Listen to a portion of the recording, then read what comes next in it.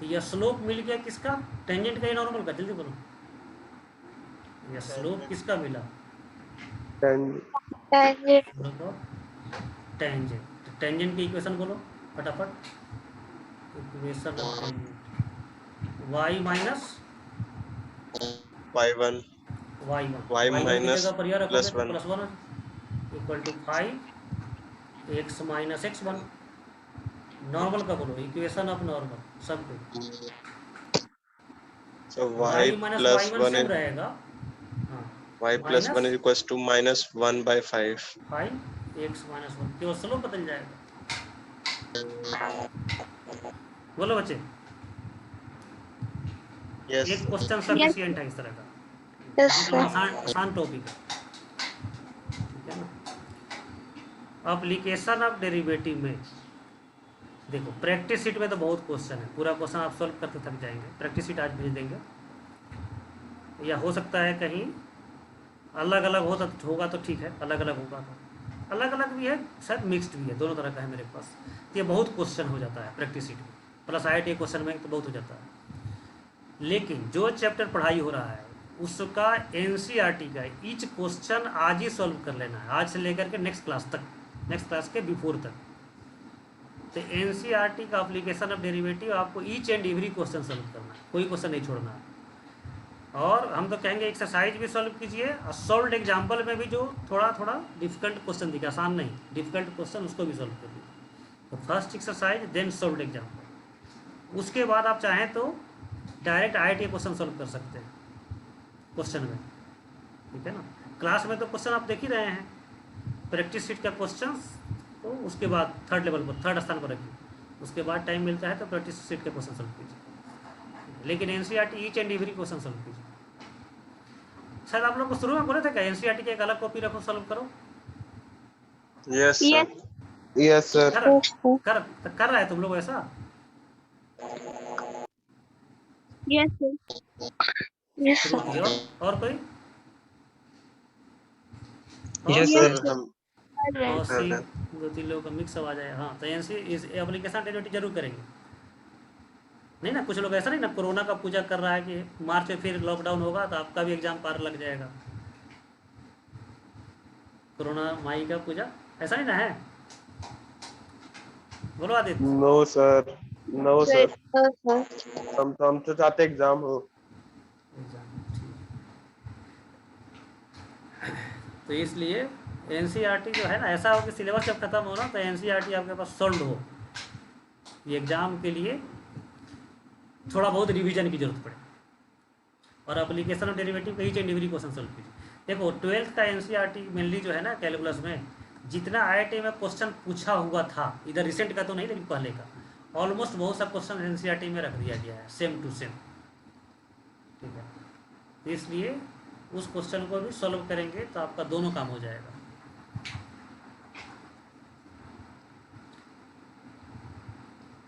तो समझ गए, पहले NCERT, then IIT question bank, और साइमल्टेनियसली प्रैक्टिस इट, ऐसे सॉल्व करेंगे।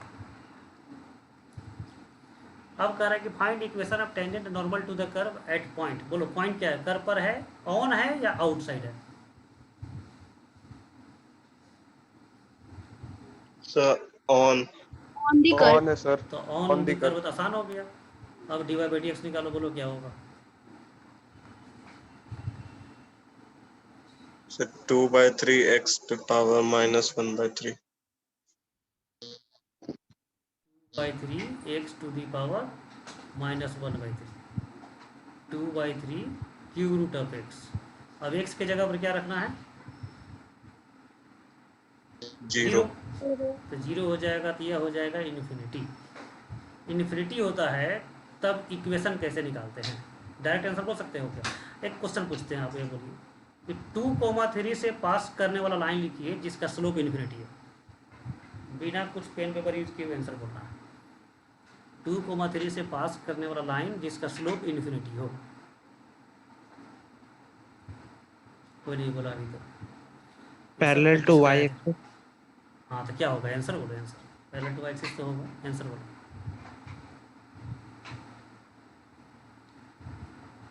बोलो X बच्चा, is equals to 2.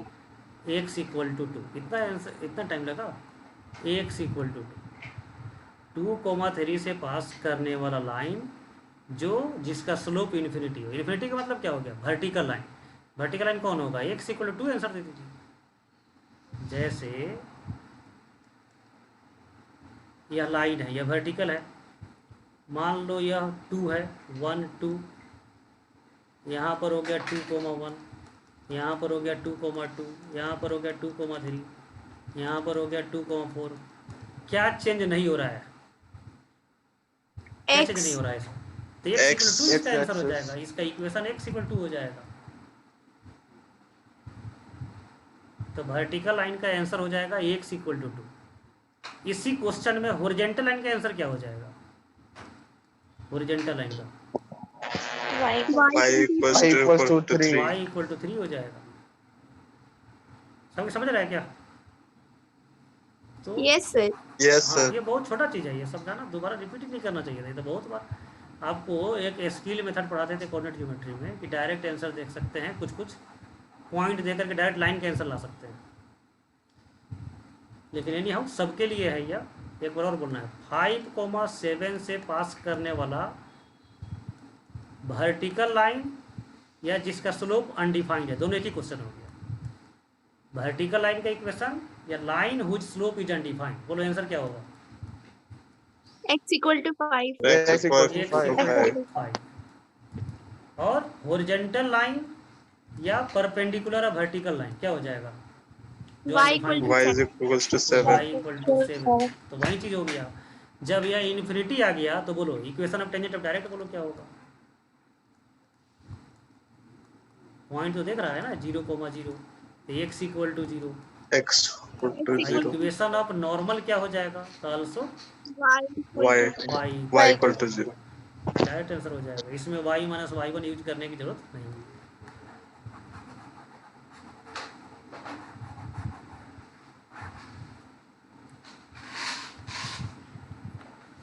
अब देखो यह था जस्ट एनसीईआरटी लेवल का क्वेश्चन अभी तक हम लोग कर रहे थे। अब थोड़ा थोड़ा टेढ़ा क्वेश्चन आएगा। Find equation of tangent normal to the curve at x equal to -12।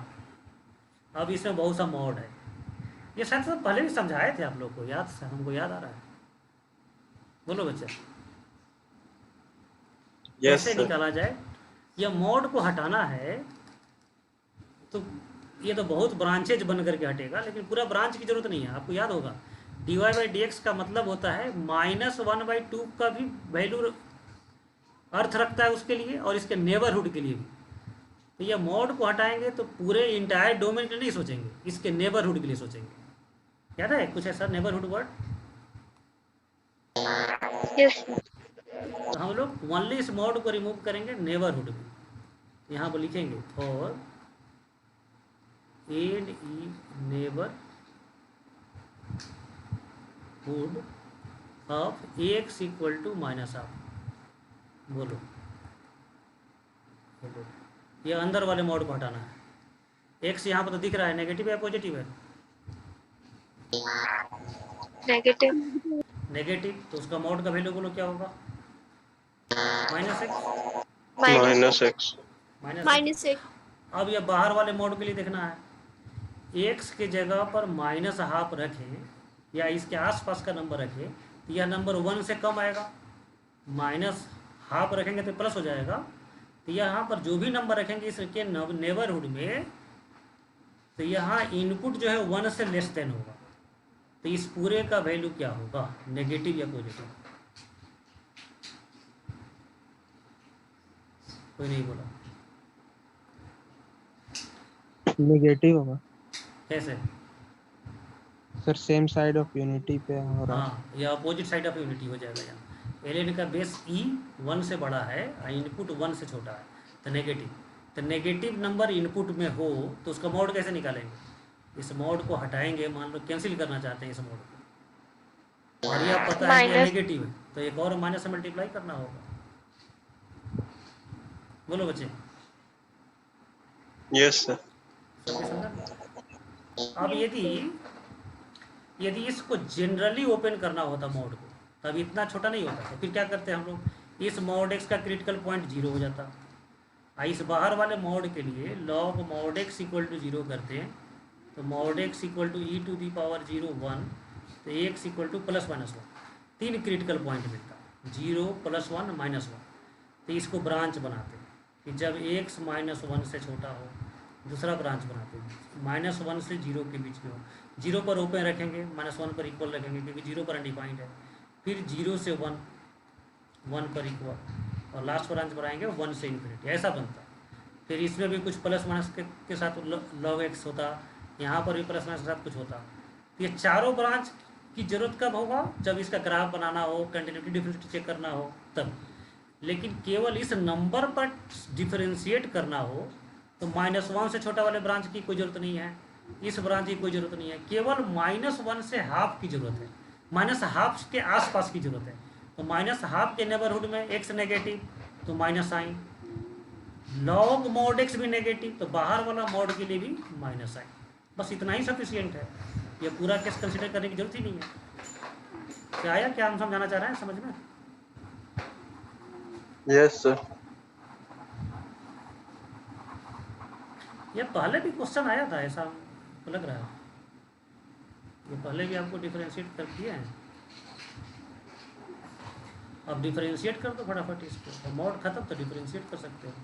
तो बोलो dy बाई डी एक्स, बाहर वाला minus sign as it is, log x को डिफरेंशिएट करेंगे 1 upon minus x, minus x को डिफरेंशिएट करेंगे again minus 1, तो minus minus cancel, final आ गया माइनस 1 बाई एक्स। अब x के जगह पर रखेंगे माइनस हाफ, तो बोलो क्या होगा स्लोप?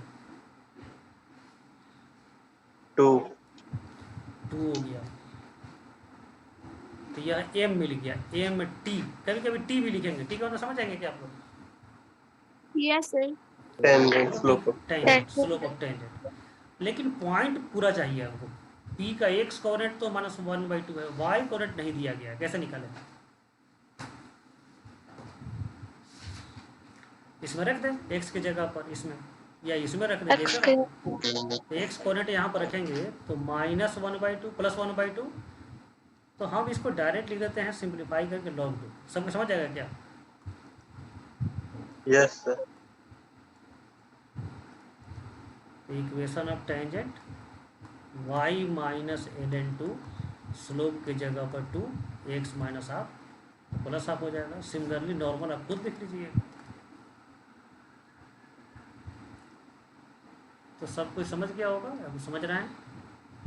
बोलो। Yes. Yes, sir. yes, NCERT के लिए 2 क्वेश्चन सफिशियंट है, सभी क्वेश्चन एनसीईआरटी का सॉल्व हो जाएगा। कुछ वर्ड प्रॉब्लम होगा, वो थोड़ा और आगे प्रैक्टिस करेंगे तो हो जाएगा। तो इस वैरायटी में ना क्वेश्चन को डिफिकल्ट कैसे किया जाएगा? dy बाई डी एक्स को कॉम्प्लिकेटेड करके। तो यह पॉइंट जो है x कोऑर्डिनेट दिया गया है ओनली 1, y कोऑर्डिनेट कैसे निकालेंगे इसमें? पुट कर देंगे। हाँ, तो x पुट कर दो, बोलो y कोऑर्डिनेट क्या आएगा? बोलो पॉइंट का कोऑर्डिनेट क्या आएगा? x पॉइंट तो 1 है, 1 यहाँ पर रख दो x की जगह पर, तो क्या आएगा y कोऑर्डिनेट? 0 1 से 1 इंटीग्रेशन, इंटीग्रेशन का तो एरिया होता है, तो 1 से 1 का मतलब एक ही पॉइंट का एरिया, एक पॉइंट के लिए क्या हो जाएगा? 0। ये समझ में आया? yes, अब इसके बाद बोलो हो जाएगा Yes, खुद sir, से कि हम समझ सॉल्व कर दें? इसके बाद बोलो खुद से हो जाएगा कि हम सॉल्व करें? अब तो डिफरेंशिएट हो जाएगा सर। या न्यूटन लेवल पढ़ाया है आप लोगों को बहुत बार, या डिफरेंशिएट करो खुद सॉल्व करो। yes, sir. अब यहाँ पर देखो ये 1,2 क्या है? कर्व पर है या कर्व के बाहर है? कर्व पर। First पर कर्व पर है, तो कर्व पर है तो यह भी हो जाएगा। आप लोगों से कंफर्म करो। yes, yes sir. यह भी हो जाएगा। इतना ही क्वेश्चन है। अरे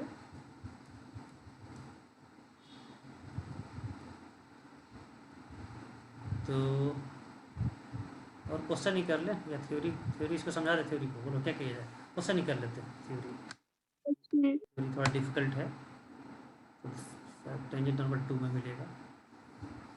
1 मिनट वेट करेंगे आप।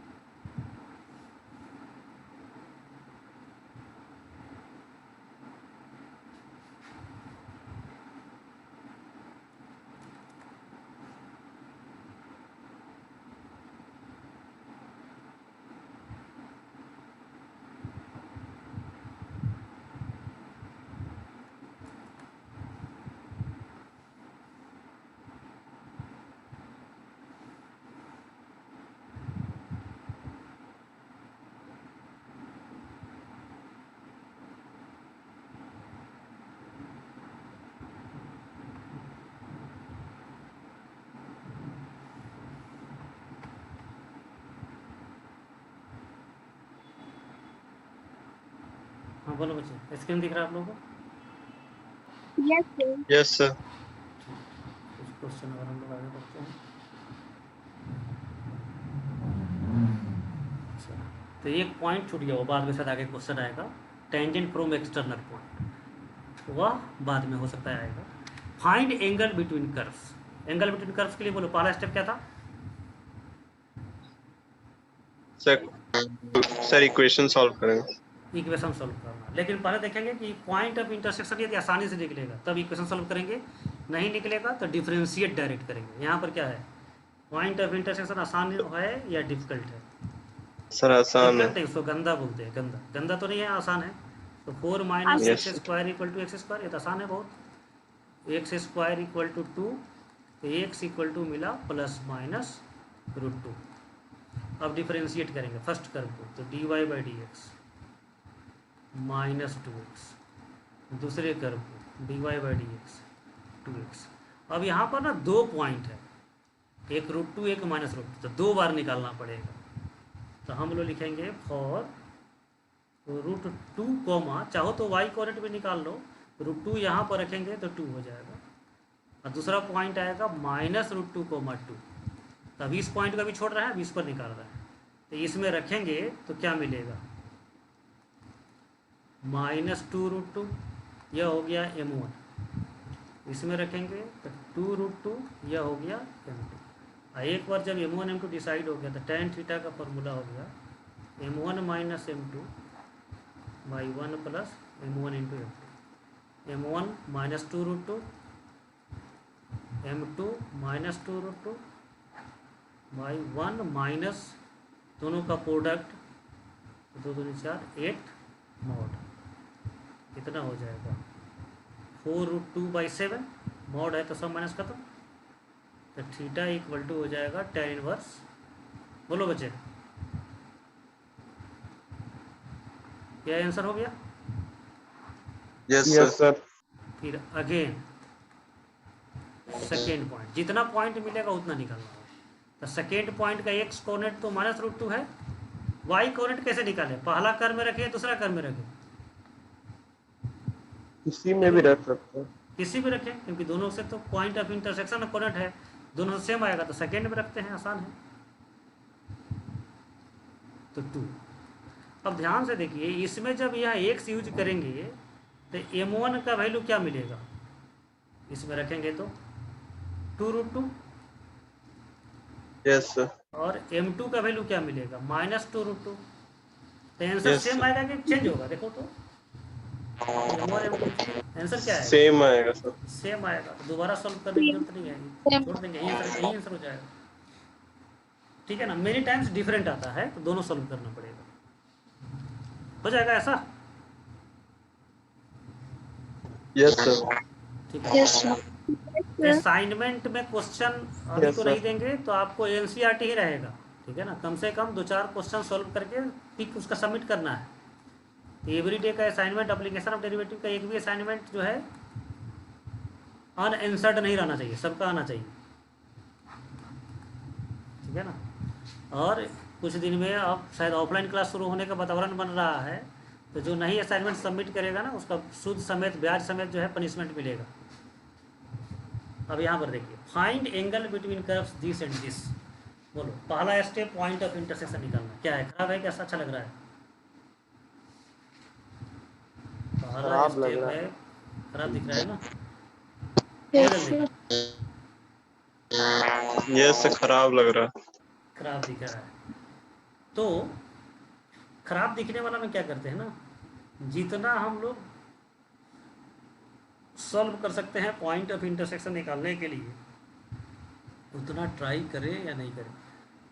चलो अभी पहले डिफरेंशिएट ही करते हैं, कोशिश करेंगे हम लोग कि पॉइंट ऑफ इंटरसेक्शन के लिए कम सॉल्व करना पड़े। तो फर्स्ट कर्व को डिफरेंशिएट करो, क्या होगा first curve? 2x by a square. 2x by a square. दूसरे को डिफरेंशिएट करेंगे, 2y इंटू वाई डैश लिख देते हैं, बी स्क्वायर इक्वल टू 0। 2 तो खत्म हो जाएगा उधर, वाई डैश क्या हो जाएगा, तो minus e² by x by a² y. ठीक है यहाँ तक? Yes, sir. Yes, sir. और सेकेंड कर्व को डिफरेंशिएट करते हैं। Second curve 2x 2y into y dash equal to 0। तो वाई डैश क्या हो जाएगा यहाँ पर?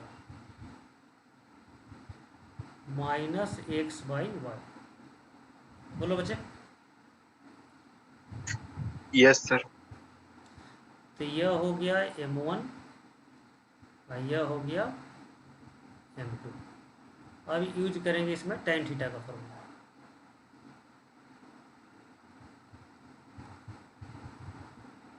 m1 minus m2 by 1 plus m1।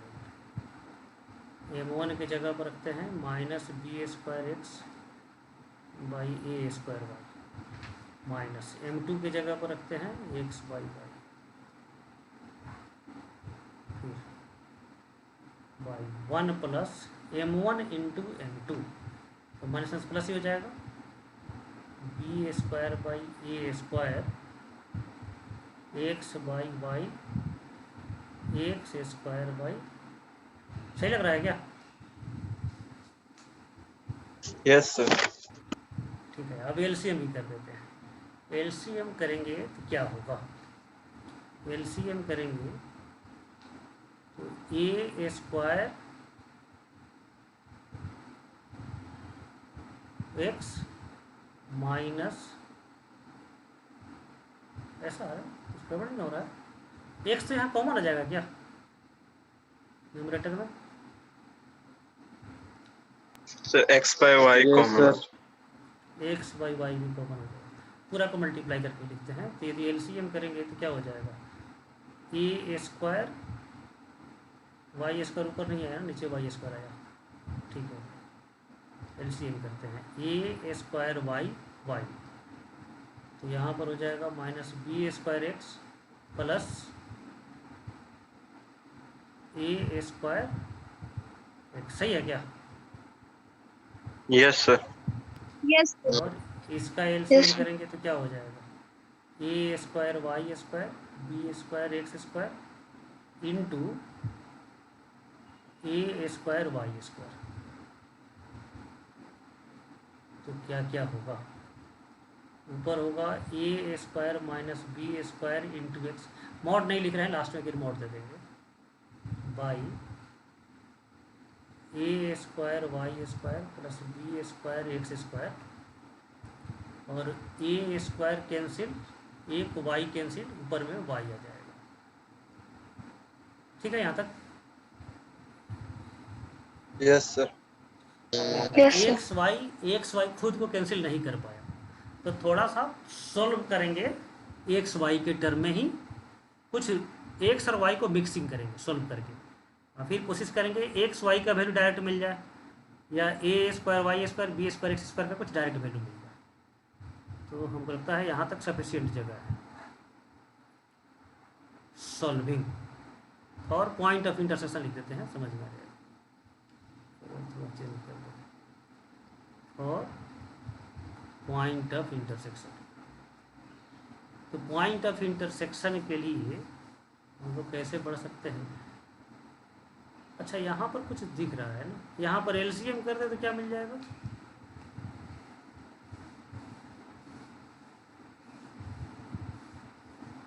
b² x² plus a² y²।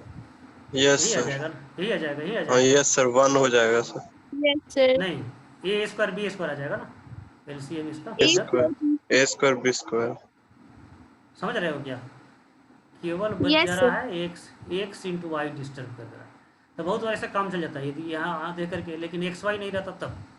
अब एक्स इंटू वाई कैसे आएगा? तो इसके लिए एक्स इंटू वाई, चलो ठीक है सॉल्व भी करते हैं, दूसरा कोई उपाय नहीं। x² बाई a² प्लस इस y² के जगह पर यहाँ से y² का वैल्यू निकाल के रख देते हैं। ए b minus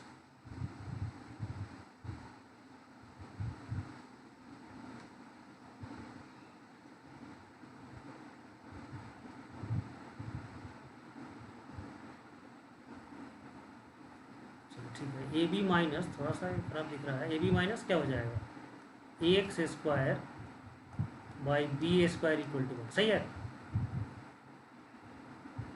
Yes, sir. Yes.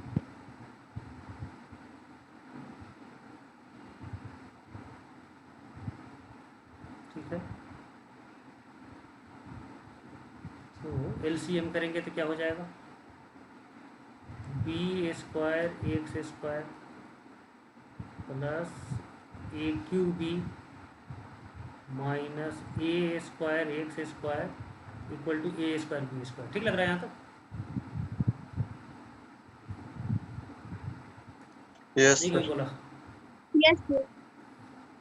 तो लास्ट लाइन क्या मिला, इसको अब आगे बढ़ते हैं, B square minus a square x square common आ गया, B square minus a square common आ गया, इसको इधर भेज दिया, ए square b square, a square b square minus A q b, minus A q B, इधर कॉमन आ गया बी, इधर common आ गया ए AB स्क्वायर, ए square स्क्वायर बी, B. तो Yes, क्या sir. बचेगा, क्या बचेगा यहाँ बी माइनस ए बचेगा। तो सही लग रहा है ना, एक बार चेक कर ले, कुछ दिक्कत नहीं है, x square by a square plus a b minus x square by B square equal to 1, b square x square a q b minus a square x square, a square b square minus a square x square, इधर भेज दिया, तो a b a square b, a square तो b minus a. ठीक है बच्चों, तो बोलो एक्स स्क्वायर का वैल्यू क्या आएगा, A square B by A plus B आएगा क्या,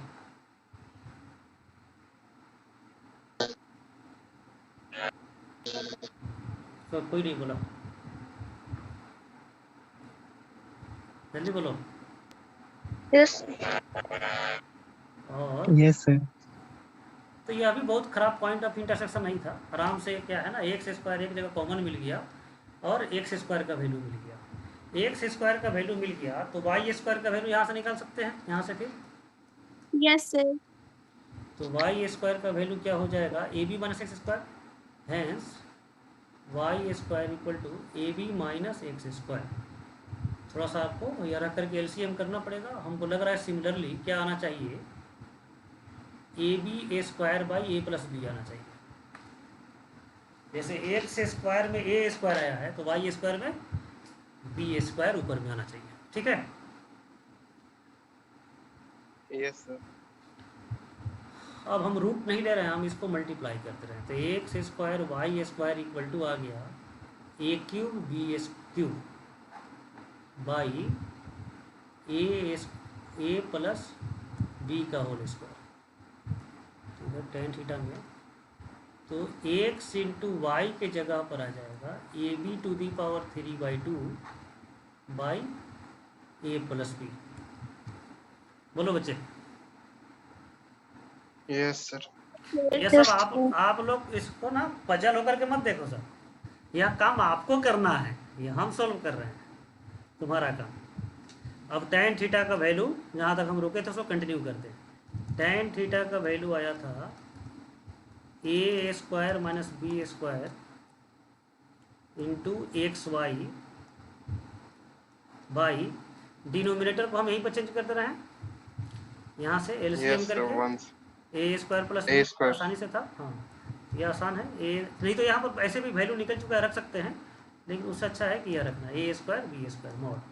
अब एक्स इंटू वाई का वैल्यू यहाँ पर रख दो, तो a square minus B square a b to the power 3/2 by A plus b into a square b square. तो यहाँ पर क्या क्या कैंसिल होगा, एक तो हो जाएगा ए माइनस बी और ए बी का पावर 3/2 माइनस 2 क्या हो जाएगा,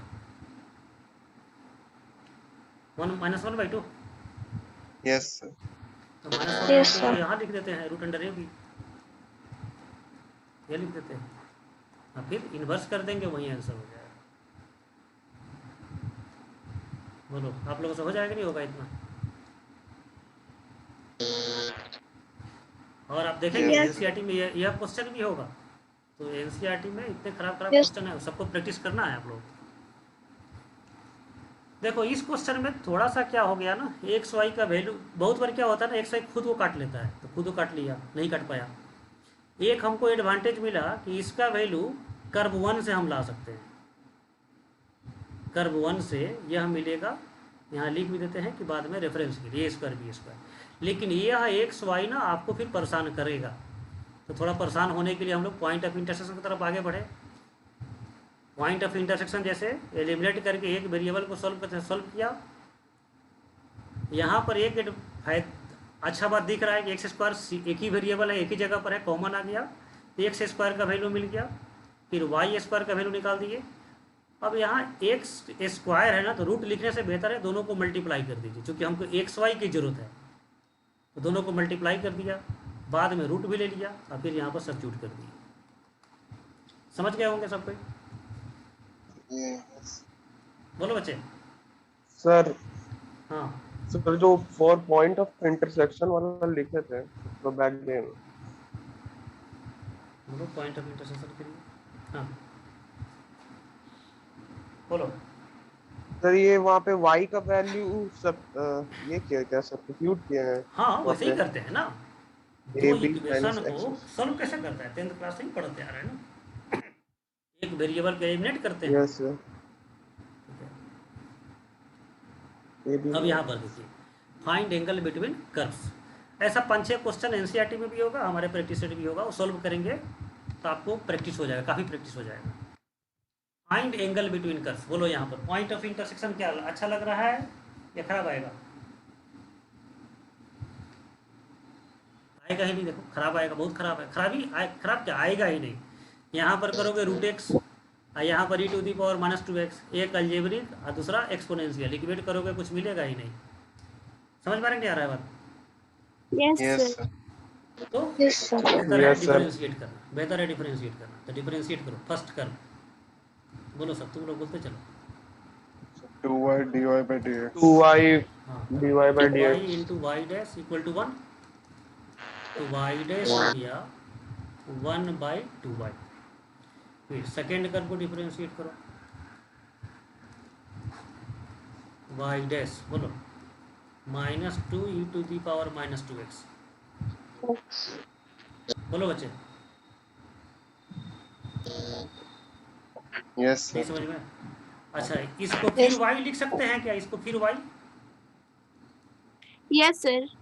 यस सर लिख सकते हैं। अब देखो यह m1 और यह m2, तो देखो ये खुद को काट लिया, m1 इंटू m2 बोलो क्या आ गया? ये खुद को कैंसिल कर रहा है। माइनस 1 तो यहाँ पर न पॉइंट ऑफ इंटरसेक्शन में जाना था और ना tan थीटा में जाना था, सीधा बोल देंगे थीटा क्या हो जाएगा 90 डिग्री, ऑर्थोगोनल हो जाएगा। 1 इंटू m2 -1 आएगा तो ऑर्थो। ठीक है, तो दोनों तरह का क्वेश्चन आएगा, ऐसा भी आएगा और पिछले जैसा भी आएगा। ठीक है, एक क्वेश्चन और देखिए, इफ द कर्व इतना एंड इतना कट ऑर्थोगोनली देन इतना इक्वल, ये प्रूव करना है या ट्रू या फॉल्स बताना। तो बोलो यहाँ पर पॉइंट ऑफ इंटरसेक्शन निकालना, कैसा दिख रहा है, अच्छा कि खराब दिखेगा?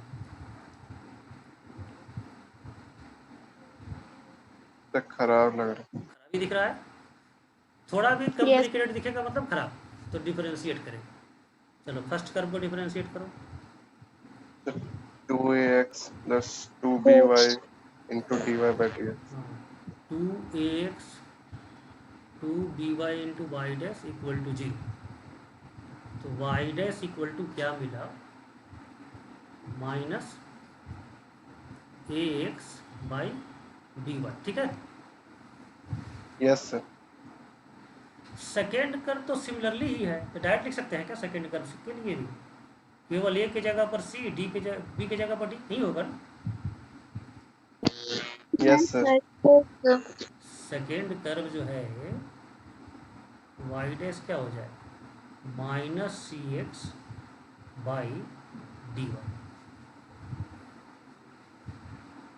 तो यहाँ पर एक्स वाई एक दूसरे को कैंसिल नहीं कर रहा है।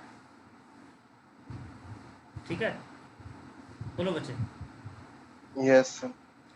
अब देखो हमारे पास ना बहुत से तरीका है जो आपको सरप्राइज कर सकता है, लेकिन आपको उस लेवल तक उठना होगा। इस टर्म का डिग्री बोलो क्या होगा? 2 डिग्री। 2 डिग्री। इसका भी डिग्री 2 है, यहाँ 1 है, इसका भी डिग्री 2 है, इसका भी डिग्री 2 है, इसका भी डिग्री 2 है, इधर 1। इस दोनों 1 को इक्वेट कर सकते हैं क्या पॉइंट ऑफ इंटरसेक्शन निकालने के लिए?